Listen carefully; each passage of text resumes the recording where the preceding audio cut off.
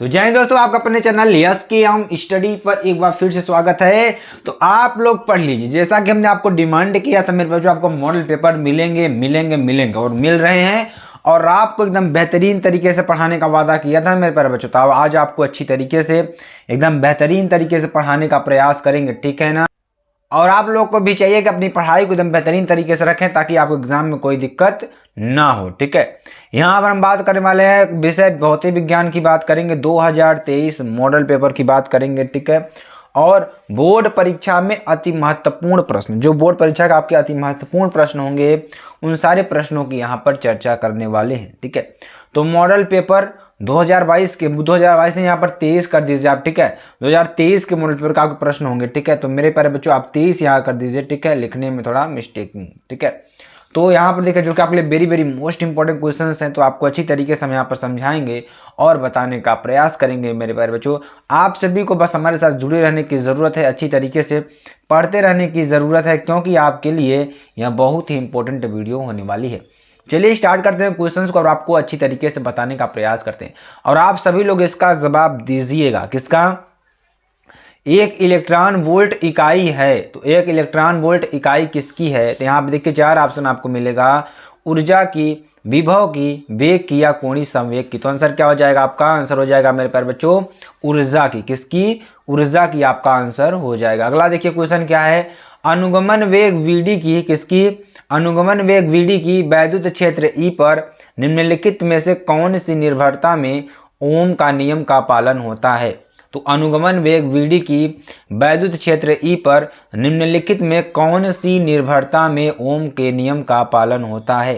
तो 4 ऑप्शन आपको मिलेगा, V is directly proportional to E square, V is directly BD is directly proportional to E, या VD is directly proportional to E की power 1/2, या VD बराबर क्या हो जाएगा? नियतांक। तो क्या हो जाएगा?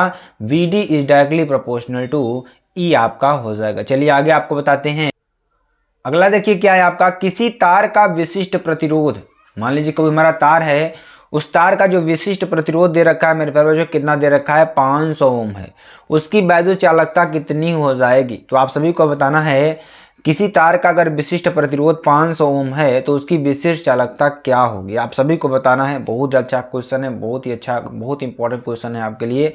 तो यहाँ पर 4 ऑप्शन आपको देखने को मिलेगा, 0.002 ohm inverse, 0.02 ohm inverse, 50 ohm inverse, या 500 ओम इनवर्स। तो आंसर क्या हो जाएगा आपका?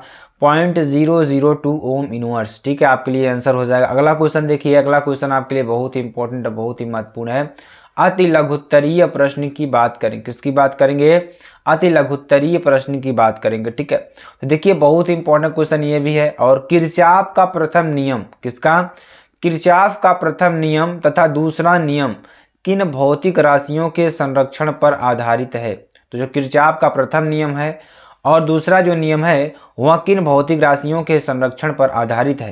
तो 4 ऑप्शन आपको मिलेगा, किरचॉफ का प्रथम नियम आवेश के संरक्षण तथा दूसरा नियम ऊर्जा के संरक्षण पर आधारित है। किस पे? किरचॉफ का जो प्रथम नियम है वह आवेश के संरक्षण, और दूसरा नियम है मेरे प्यारे बच्चों ऊर्जा के संरक्षण पर आधारित है, ठीक है। तो ये आपको कर देना, जो कि बहुत ही important, very very most important है। चलिए अगला देखिए, अगला क्वेश्चन क्या है, विभवमापी का सिद्धांत क्या है? किसका? विभवमापी का सिद्धांत क्या है, ठीक है। तो विभवमापी का सिद्धांत क्या है मेरे प्यारे बच्चों? यहाँ पर देखिए, यदि किसी एक समान परिच्छेद के चालक तार में, किसमें? यदि किसी एक समान परिच्छेद के चालक तार में धारा प्रवाहित की जाए, ध्यान दीजिएगा, मान लीजिए कोई हमारा क्या है, एक समान परिच्छेद के चालक तार में क्या कर जाए? धारा प्रवाहित की जाए, चालक तार में धारा प्रवाहित की जाए, तो उस तार की किसी लंबाई पर, मान लीजिए कोई उसका तार जो है उसका किसी लंबाई पर होने वाला विभव पतन उस तार खंड की लंबाई, ठीक है, लंबाई के अनुक्रमानुपाती होता है। चलिए अगला क्वेश्चन देखते हैं, जो कि आपके लिए वेरी वेरी मोस्ट इंपॉर्टेंट है मेरे प्यारे बच्चों। तो आप सभी लोग अच्छी तरीके से पढ़ते रहना है, ठीक है, जो कि आपके लिए बेहद ही इंपॉर्टेंट क्वेश्चन है, ठीक है। अगला क्वेश्चन देखिए आपके लिए क्या है, जो कि आपके लिए वेरी वेरी मोस्ट इंपॉर्टेंट ये भी है।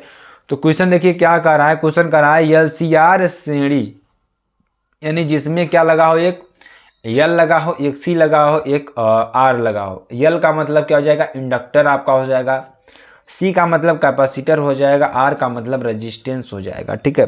तो जिसमें ये चीज़ें लगी हों, ठीक है, उसे क्या कहते हैं? श्रेणी अनुनादी परिपथ के लिए इसको किसके लिए, श्रेणी अनुनादी परिपथ के लिए आवृत्ति V, ठीक है, क्या के लिए आरोपित आवृत्ति V तथा प्रतिबाधा Z के बीच, किसके बीच, प्रतिबाधा Z के बीच ग्राफ खींचकर, क्या खींचकर, ग्राफ खींचकर, ठीक है, ग्राफ खींचकर अनुनादी आवृत्ति दिखाइए। क्या दिखाना है, अनुनादी आवृत्ति आपको दिखाना है, ठीक है। तो ये आपके लिए हो जाएगा। तो क्या हो जाएगा, ध्यान दीजिएगा, यहाँ पर बहुत ही इंपॉर्टेंट है, बहुत ही महत्वपूर्ण है।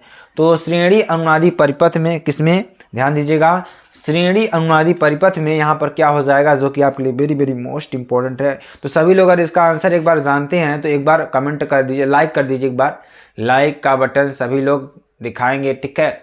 चलिए यहाँ पर देखिए, श्रेणी अनुनादी परिपथ में आवृत्ति V तथा प्रतिबाधा Z के बीच जो ग्राफ है, जहां V0 क्या है, अनुनादी आवृत्ति है। तो यहाँ पर क्या हो जाएगा, V0 ये हमारा क्या है, R है, ये Z मिनिमम है, ये Z आपका ऊपर जाएगा, ये ZV है, ठीक है, ये आपके लिए हो जाएगा। अगला देखिए क्या है, वैद्युत अनुनाद से आप क्या तात्पर्य है, वैद्युत अनुनाद से क्या तात्पर्य है, इसको आपको बताना है। तो क्या हो जाएगा, जब किसी LCR परिपथ में, किसमें, जब किसी LCR परिपथ में लगाए गए प्रत्यावर्ती विभवांतर की एक विशेष आवृत्ति के लिए, किसके लिए, लगाए गए प्रत्यावर्ती विभवांतर की एक विशेष आवृत्ति के लिए परिपथ का धारती प्रतिघात XC, किसका, जो परिपथ का धारती प्रतिघात XC है तथा प्रेरण प्रतिघात XL आपस में बराबर हो जाते हैं, क्या हो जाते हैं, आपस में क्या हो जाते हैं, बराबर हो जाते हैं। तो यह स्थिति वैद्युत अनुनाद की स्थिति कहलाती है। जो स्थिति है मेरे प्यारे बच्चों क्या कहलाती है, वैद्युत अनुनाद की स्थिति कहलाती है। तो ये आपके लिए मोटे तौर पर क्वेश्चन है, बहुत ही इंपॉर्टेंट क्वेश्चन है, ये भी आपको अच्छी तरीके से लिख लेना है मेरे प्यारे बच्चों। चलिए अगले क्वेश्चन की बात करते हैं। अगला क्वेश्चन देखिए, अगला क्वेश्चन क्या है, एक प्रत्यावर्ती वोल्टेज का समीकरण, किसका, एक प्रत्यावर्ती वोल्टता का समीकरण V बराबर 300√2 साइन 500 पाई टी वोल्ट है। कितना है, V बराबर 300√2 साइन 500 पाई टी वोल्ट है। तो प्रत्यावर्ती धारा में वर्ग माध्य मूलमान एवं आवृत्ति की गणना कीजिए। क्या ज्ञात करना है, एक प्रत्यावर्ती वोल्टेज का समीकरण V बराबर 300√2 500 पाई टी वोल्ट है। तो प्रत्यावर्ती धारा में वर्ग माध्य मूलमान तथा आवृत्ति की गणना कीजिए, ठीक है। तो क्या हो जाएगा, देखिए दिया क्या है, दिया गया समीकरण क्या है, क्या दिया गया समीकरण है, V बराबर कितना दे रखा है, 300√2 साइन 500 टी, ये आपको दे रखा है।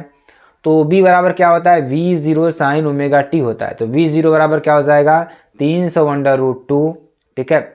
और VRMS बराबर यहाँ से क्या हो जाएगा, V0/√2 या 300√2/2 यानी वोल्ट आपके लिए हो जाएगा।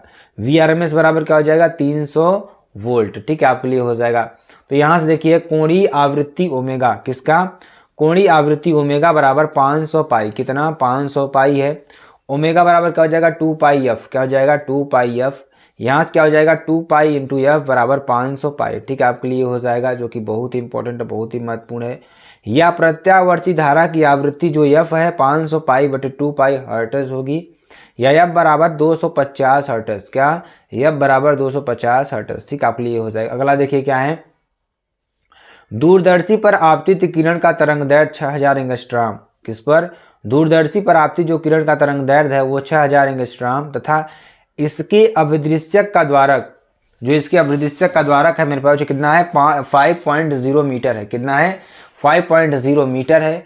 तो दूरदर्शी की कोणीय विभेदन सीमा ज्ञात कीजिए। क्या ज्ञात करना है, दूरदर्शी की कोणीय विभेदन सीमा ज्ञात करना है आपको, ठीक है। तो ये आपके लिए हो जाएगा, जो कि वेरी वेरी मोस्ट इंपॉर्टेंट। चलिए आगे आपको बताते हैं। तो इसमें देखिए लैम्डा का मान कितना दे रखा था, 6000 एंगस्ट्रॉम दे रखा था, ठीक है। और यहाँ से जब इसको हम निकालेंगे तो 6000 × 10⁻⁻10 मीटर, या डी बराबर कितना हो जाएगा, 5 मीटर, ठीक है। डी बराबर आपका कितना दे रखा है, 5 मीटर। तो कोणीय विभेदन सीमा डी थीटा बराबर क्या हो जाएगी, 1.22 λ/d बराबर 1.22 इंटू 6000 × 10⁻⁻10/5। तो इसको सॉल्व करेंगे तो आपका कितना आ जाएगा, 1.464 × 10⁻⁷, ठीक है। अगला क्वेश्चन देखिए आपके लिए क्या है, जो कि वेरी वेरी मोस्ट इंपॉर्टेंट है। प्रिज्म के पदार्थ के अपवर्तनांक का सूत्र, किसके, प्रिज्म के पदार्थ के अपवर्तनांक का सूत्र अल्पतम विचलन कोण, किसका, अल्पतम विचलन कोण तथा प्रिज्म कोण के पदों में लिखिए। ठीक है, बहुत ही इंपॉर्टेंट, बहुत ही महत्वपूर्ण क्वेश्चन है। ठीक है, तो आप सभी को क्वेश्चन को अच्छी तरीके से सॉल्व करना होगा, जो कि आपके लिए बेहद इंपॉर्टेंट है। ठीक है, क्या कह रहा है, ध्यान दीजिएगा कि प्रिज्म के पदार्थ के अपवर्तनांक का जो सूत्र है अल्पतम विचलन कोण, प्रिज्म कोण के पदों में आपको लिखना है। तो यहाँ पे क्या हो जाएगा, पतले प्रिज्म से उत्पन्न न्यूनतम विचलन कोण, किससे, पतले प्रिज्म से उत्पन्न न्यूनतम विचलन कोण 10 डिग्री है। तो प्रिज्म कोण ज्ञात कीजिए, क्या ज्ञात करना है, प्रिज्म कोण ज्ञात करना है। प्रिज्म के पदार्थ का अपवर्तनांक 1.5 है, किसका है, प्रिज्म के पदार्थ का जो अपवर्तनांक है कितना है, 1.5 है। ठीक है, आपके लिए हो जाएगा। तो ध्यान दीजिएगा यहाँ पर प्रिज्म के पदार्थ का जो अपवर्तनांक है ना मेरे प्यारे बच्चों, कितना होता है, n बराबर n1 बराबर sine a plus delta m upon 2, कितना होगा, a plus delta m upon 2 या साइन a/2, कितना होगा, साइन a/2। यानी डेल्टा m बराबर अल्पतम विचलन कोण तथा a क्या है, प्रिज्म कोण है। डेल्टा m बराबर क्या है, अल्पतम विचलन कोण है तथा a क्या है, प्रिज्म कोण है। ठीक है, और डेल्टा m की बात करेंगे 10 डिग्री आपका दे रखा है, n बराबर 1.5 और a का मान आपको निकालना है। चलिए आगे आपको बताते हैं। तो यहाँ पर देखिए पतले प्रिज्म के लिए जो विचलन कोण है डेल्टा m बराबर क्या हो जाएगा, n-1 इंटू ए, क्या हो जाएगा, n-1 इंटू ए। ठीक है, तो यहाँ देखिए 10 डिग्री सेंटीग्रेड बराबर क्या हो जाएगा, 1.5 माइनस 1, क्या 1.5 माइनस 1 इंटू ए।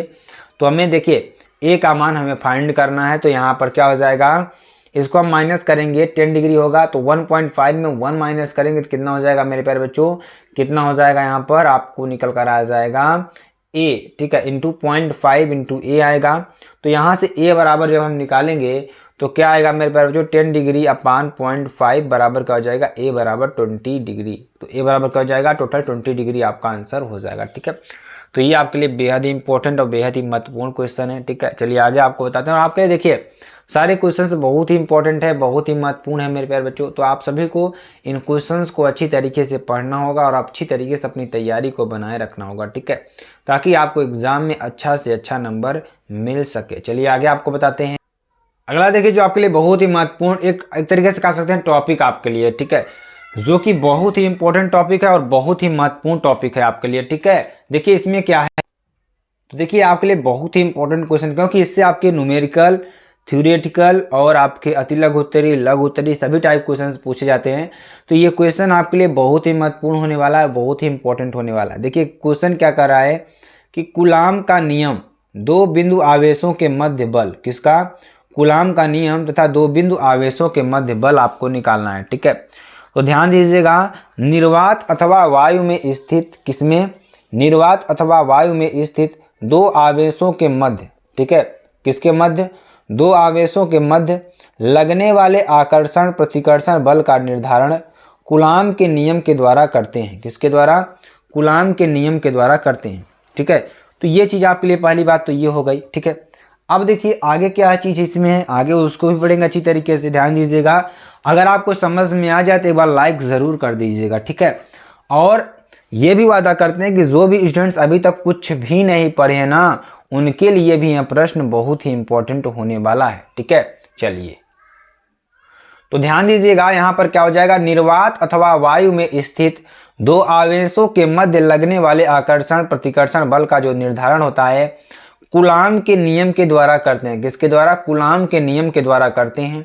ठीक है, और ध्यान दीजिएगा कूलाम के नियम के अनुसार, किसके अनुसार, कूलाम के नियम के अनुसार क्या हो जाएगा, दो स्थिर आवेशों के मध्य, किसके, दो स्थिर आवेशों के मध्य कार्यरत बल, जो कार्यरत बल है आवेशों Q1 Q2 के गुणनफल के अनुक्रमानुपाती, किसके, आवेशों Q1 Q2 के गुणनफल के अनुक्रमानुपाती तथा उनके मध्य दूरी r के वर्ग के व्युत्क्रमानुपाती। ठीक है, ठीक है, तथा उनके, देखिए क्या होता है, उनके, ध्यान दीजिएगा यहाँ पर, तथा उनके r की दूरी के व्युत्क्रमानुपाती। ठीक है, होता है। ठीक है, क्या होता है, होता है। देखिए ये एक्स्ट्रा लाइन आपके लिए हो गई है। तो दो चीज़ आपको इसमें मिलेगी। पहला पॉइंट इसमें क्या मिला कि जो दूरी है, दूरी के व्युत्क्रमानुपाती होगा और जो आवेश है उनके गुणनफल के अनुक्रमानुपाती होगा। ठीक है, तो ये चीज़ आपके लिए है मेरे प्यारे बच्चों। ठीक है, और ध्यान दीजिएगा यहाँ पर जो कि आपके लिए वेरी वेरी मोस्ट इंपॉर्टेंट, अर्थात यहाँ पर क्या हो जाएगा, F is directly proportional to Q1 into Q2। ये आपके लिए समीकरण नंबर 1 हो जाएगा। चलिए आगे आपको बताते हैं। और देखिए यहाँ से क्या हो जाएगा, F is inversely proportional to 1/r², ठीक है, 1/r², समीकरण नंबर 2 हो जाएगा, ठीक है। तो समीकरण नंबर 1 एवं 2 से, समीकरण नंबर 1 एवं 2 से क्या हो जाएगा, एफ इज क्या हो जाएगा, प्रोपोर्शनल टू Q1 Q2/r²। ये तो आपको समझ में आ ही रहा होगा, सिंपल सी बात है, ये आपको अच्छी तरीके से समझ में आ जाएगा, ठीक है।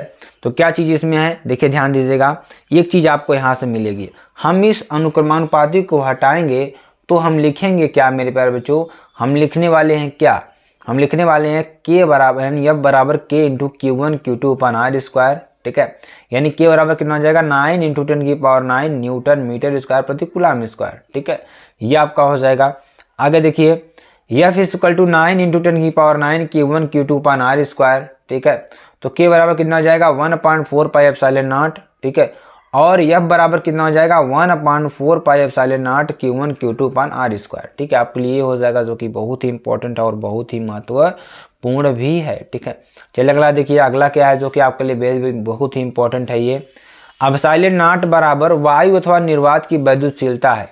जो वायु अथवा निर्वात की वैद्युतशीलता है वह क्या है, तो क्या होती है, 8.85 × 10⁻12 कूलम स्क्वायर प्रति न्यूटन मीटर स्क्वायर। क्या होता है, 8.85 × 10⁻12 कूलम स्क्वायर प्रति न्यूटन मीटर स्क्वायर। या बीमी सूत्र यहाँ पर देखिए, m⁻1 l⁻3 t⁴ a⁴2, ठीक है। आपके लिए हो जाएगा, जो कि वेरी मोस्ट इंपॉर्टेंट है मेरे प्यारे बच्चों, जो कि आपके लिए बहुत ही महत्वपूर्ण है। अब देखिए इसमें केस भी चलता है। केस देखिए क्या है, यदि आवेशों के मध्य जो वायु अथवा निर्वात के अतिरिक्त अन्य कोई माध्यम स्थित है, क्या है, यदि स्थिर आवेशों के मध्य वायु अथवा निर्वात के अतिरिक्त अन्य कोई माध्यम स्थित है तो कूलम बल का मान, जो कूलम बल का मान होगा, यह बराबर कितना हो जाएगा, 1/4πε0 Q1 Q2/r² होगा। कितना होगा, Q1 Q2/r² आपका होगा, ठीक है। ये आपके लिए हो जाएगा। चलिए आगे आपको बताते, आगे देखिए यहाँ एप्सिलॉन बराबर क्या हो जाएगा, माध्यम की विद्युतशीलता। क्या हो जाएगी, माध्यम की विद्युतशीलता, ठीक है। यदि स्थिर आवेशों के मध्य, किसके मध्य, स्थिर आवेशों के मध्य स्थित पदार्थ का जो परावर्तनांक K है, तो एप्सिलॉन बराबर ε0 K, यह बराबर क्या हो जाएगा, 1/4πε0 K इंटू Q1 Q2/r²। ये आपके लिए हो जाएगा, जो कि वेरी मोस्ट इंपॉर्टेंट है। अगला देखिए, केस थर्ड की बात करेंगे, तो केस थर्ड में देखिए क्या हो जाएगा, सभी परावैद्युतों के लिए, किसके लिए, सभी परावैद्युतों के लिए K का मान 1 से अधिक होता है। कितना होता है, 1 से अधिक होता है, तथा धातु के लिए K का मान अनंत होता है। जो धातु होता है उसके लिए जो K का मान होता है क्या होता है, अनंत होता है। तो सदिश रूप में देखिए क्या होगा, F बराबर 1/4πε0 Q1 Q2/r² r का कैप। तो ये आपके लिए हो जाएगा। तो कुछ मोस्ट इंपॉर्टेंट क्वेश्चन थे मेरे प्यारे बच्चों। आई होप आपको बहुत ज़्यादा पढ़ने में मज़ा आया होगा। बहुत अच्छे क्वेश्चन है जो कि एग्जाम में आपके आएंगे, एग्जैक्टली आएंगे, ठीक है। तो फिर मिलते हैं नेक्स्ट वीडियो में नए टॉपिक के साथ। तब तक के लिए जय हिंद, जय भारत।